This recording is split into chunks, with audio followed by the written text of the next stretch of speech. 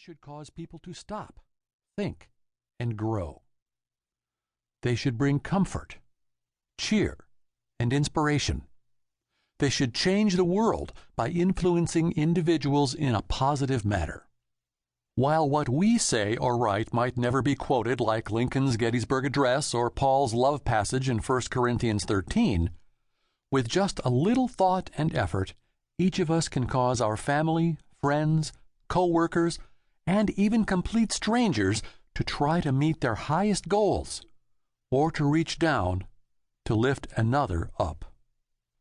We live in an era when language is simply tossed about in an unthinking manner, or spun to fit an agenda. Though we as individuals talk a great deal in person and on cell phones, and, thanks to the internet, write more personal and business notes than any previous generation, we don't as carefully consider our choice of words as did people of earlier times. Most of us, including parents, church leaders, CEOs, coaches, and friends, just shoot from the hip and do far more damage with our words than we realize. While a word or phrase more carefully chosen might have inspired someone, what we see much more often today is the use of words that hurt and destroy individuals. Using real-life examples, this book presents simple ways in which everyone can make a positive impact with their language.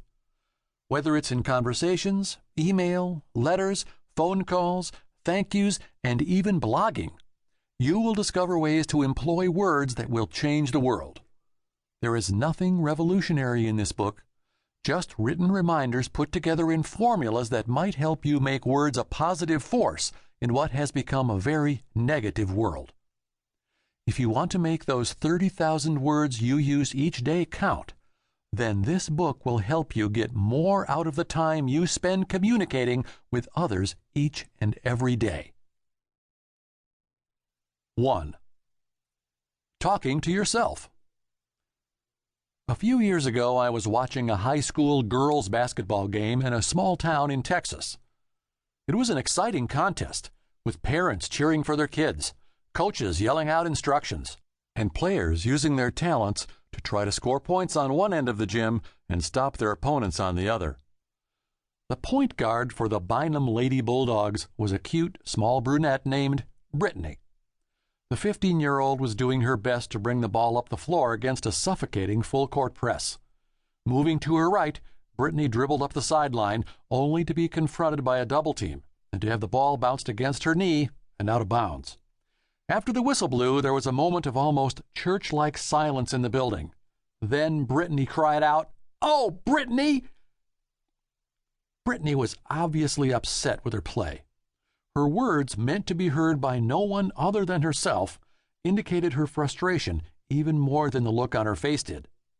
As the game continued, I noted that she continued to whisper words of encouragement and exclamations of frustration to herself for the rest of the night.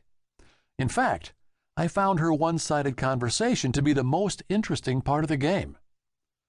Like Brittany, we all talk to ourselves. It's part of our nature. Contrary to popular opinion, we aren't crazy just because we ask ourselves questions and then provide a few answers. Many of us might not voice our thoughts, but I don't know of anyone who doesn't internalize conversations. What we say to ourselves varies from day to day and situation to situation, but how we say it affects not only our choices in life, but how we relate to the rest of the world. If our own words label us as losers, then we usually live down to that status. I think I can. One of the best-loved children's stories is about a small locomotive trying to pull a big load up a mountain. While we might not remember the details of the story, the tiny engine's words are probably still etched in everyone's mind. I think I can, I think I can, I think I can.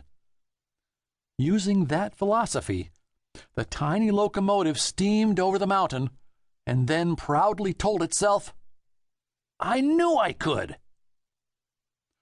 For many, though, the voice we hear on the inside more often than not says, you can't do that.